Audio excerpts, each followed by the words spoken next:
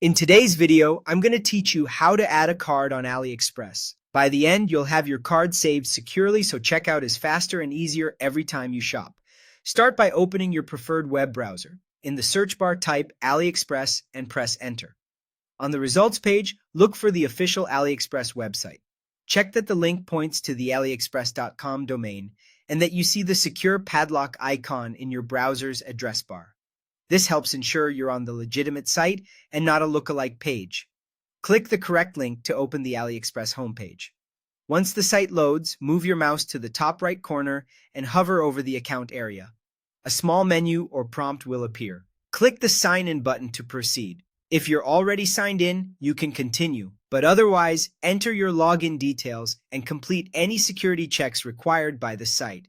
Taking a moment to sign in now makes sure your payment information is saved to your profile instead of just a single order. After you've signed in, hover over the account area again at the top right to access your account options. This will bring you into your account dashboard, where you'll see a menu along the left-hand side. Look for the payment section in that sidebar and click it. This is where AliExpress manages your payment methods through its wallet system. On the payment page, find and click Add a New Card. A secure form will open.